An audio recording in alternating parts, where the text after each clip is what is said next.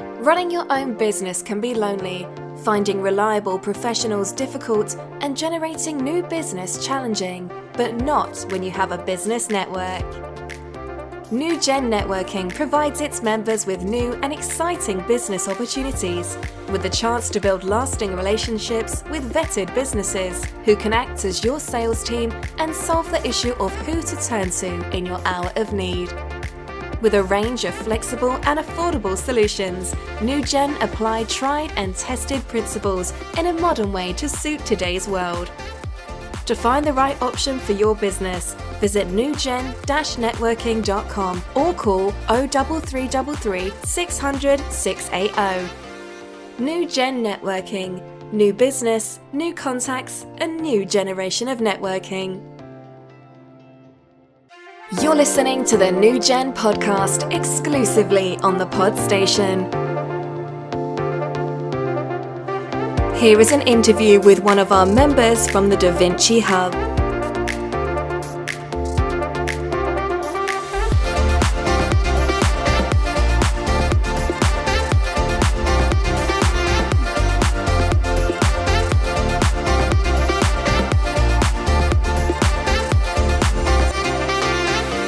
Good morning and welcome to Lynne Sedgwick from the Wirral Society of the Blind and Partially Sighted. How are you doing? You okay? I'm fine, thank you, John. Great, okay. So can we just get sort of straight in really? I know you do a lot down at Asheville Lodge with the charity. Can you just maybe go through some of the highlights of things that you do, the services that you offer?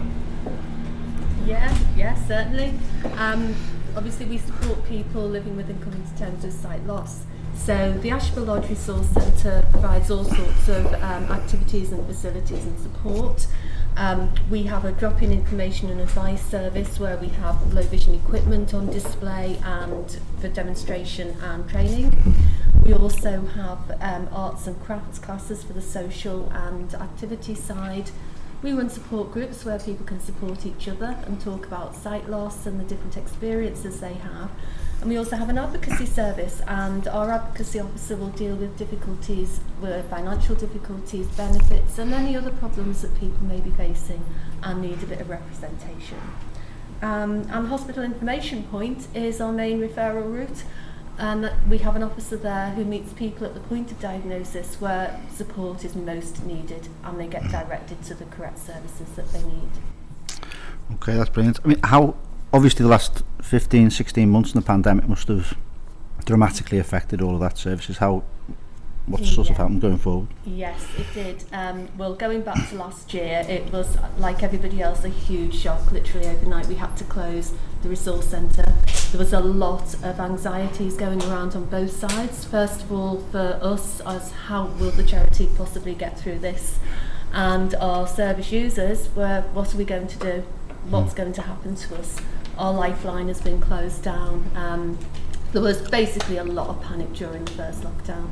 And we acted very quickly in getting distance support in place, mainly by telephone at that time, and we did do a little bit of online. And I know since you sort of partially opened in September, it's probably fair to say things are a bit different, aren't they, than before the pandemic. So how's things changed for you? First of all, we were fortunate we did get crisis grants that helped support us through that critical time because most of our staff were furloughed.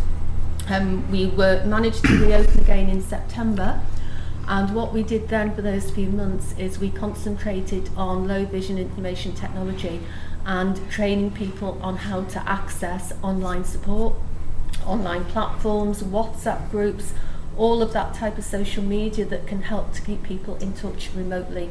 What we were trying to do really, because it was another uncertain time, as everybody knows, is we were trying to prepare people for whatever might happen in the next few months, because we were expecting another period of lockdown. So that's what we concentrated on doing. And after that, we had to close down again in January.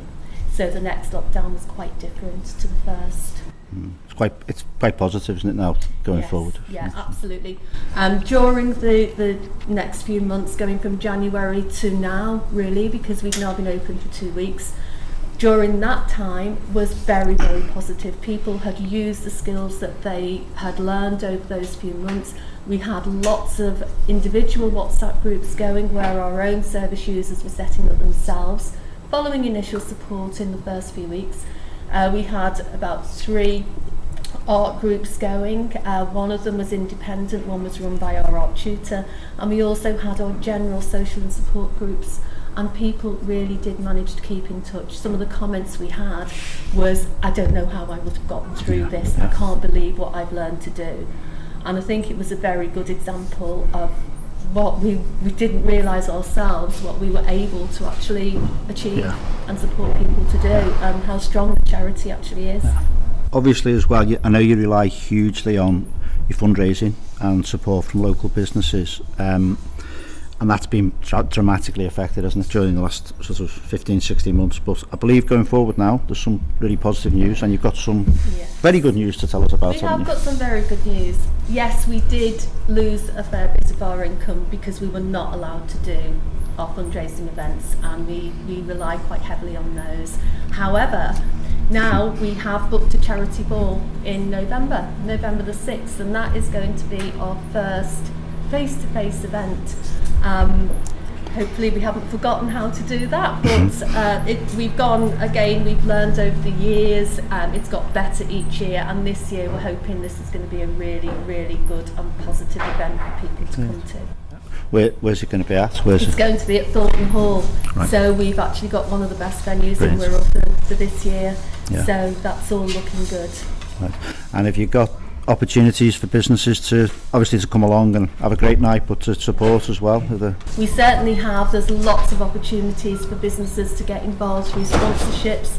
We've got lots of areas of sponsorship, awards, event sponsors, and then opportunities for that business to really promote themselves and get themselves out there. And being associated with supporting a charity at an event like that could really do a business a lot of good, and that's what we like to give back to people who support us. The tickets available, or they will be soon? They will be very soon. We're hoping, all being well, they'll be available the end of this month, the end of June.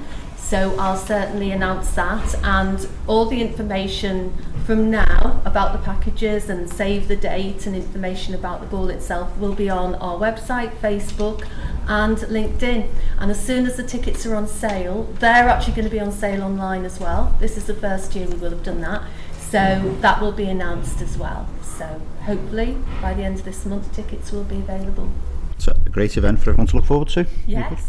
So just before we go, has anyone here got any questions for Lynne I'd like to ask? Any feedback on anything?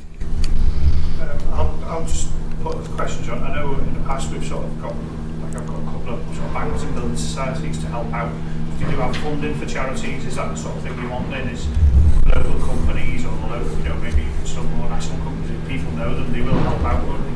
Yes, we've had a lot of support from local banks and building societies and other businesses, and absolutely yes, we're always very grateful for that type of support. So yes, if anybody knows a business in that capacity, yes, we'd love to speak to them and see if they'd like to get involved. Okay, thanks Dave. Anyone else? Okay, that's great. All I would say is it's well worth going down to Ashfield Lodge and sort of seeing what goes on down there. Brilliant place, brilliant venue. So thank you very much, Lynne. You're very welcome, and you're very welcome to come down and see what we do. So. Thank you very much.